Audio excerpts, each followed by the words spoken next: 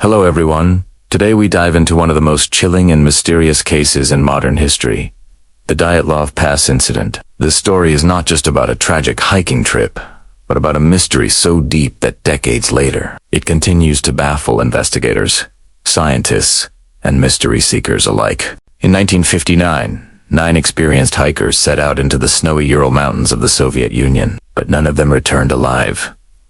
What happened on that freezing night has become one of the greatest unsolved puzzles of the 20th century. The leader of the expedition was a 23-year-old engineering student named Igor Dyatlov. He and his team, made up of 8 other skilled skiers and hikers, were determined to reach the peak of a mountain known by the indigenous Mansi people as Holodchal, which ominously translates to Dead Mountain.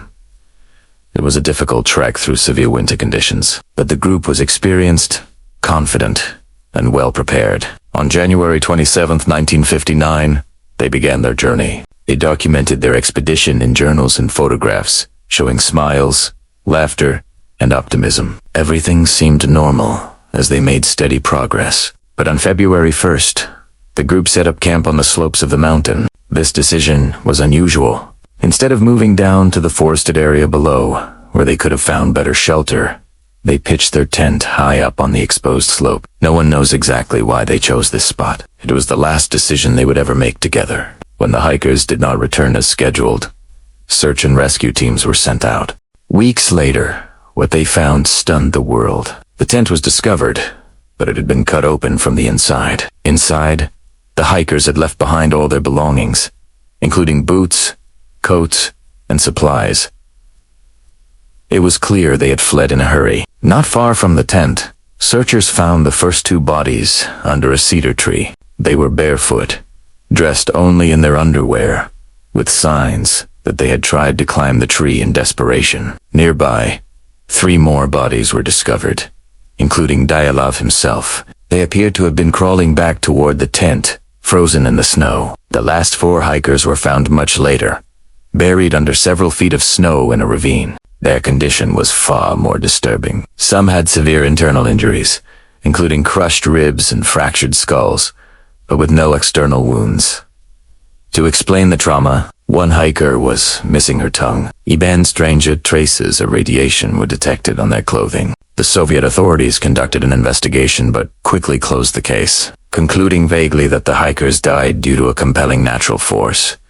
The lack of clear answers fueled endless speculation. Over the decades, countless theories have been suggested. One theory suggests that an avalanche struck their tent, forcing them to flee in panic. But investigators argue that the slope was too shallow and no clear avalanche evidence was ever found. Another theory is that the hikers were attacked, either by local tribes or secret military forces. Yet there were no signs of struggle or footprints other than those of the hikers themselves. Some believe the hikers may have ingested contaminated food or suffered hallucinations that caused them to flee the tent in terror. Others point to the strange injuries and radiation, suggesting possible military experiments or secret weapon tests in the area. At the height of the Cold War, the Soviet Union was indeed conducting numerous classified projects, and some think the hikers may have stumbled upon something they were never meant to see. Then there are the more supernatural theories. Some claim the hikers were attacked by a yeti or some unknown creature. Others speak of UFOs and strange lights reported in the sky around the time of the incident. While these theories may sound far-fetched, they continue to attract attention because of the lack of solid answers. In recent years, scientists have revisited the case. Some modern studies suggest that a rare type of small avalanche, combined with hurricane-force winds and freezing temperatures, could explain why the hikers left their tent so suddenly. Computer simulations even showed how strong winds could create a terrifying infrasound effect, causing panic and disorientation. However, even these explanations cannot fully account for all the unusual details, like the radiation and missing tongue. What makes the Dyatlov Pass incident so haunting is the sheer number of unanswered questions. Why did they cut open the tent from the inside? Why leave without shoes or coats in sub-zero temperatures? What caused the bizarre injuries? And why was radiation present? Every answer only seems to open up more questions. To this day, the site of the tragedy is marked by a memorial honoring the hikers. Their families never received full closure, and the mystery has become a symbol of the unknown dangers lurking in nature and beyond.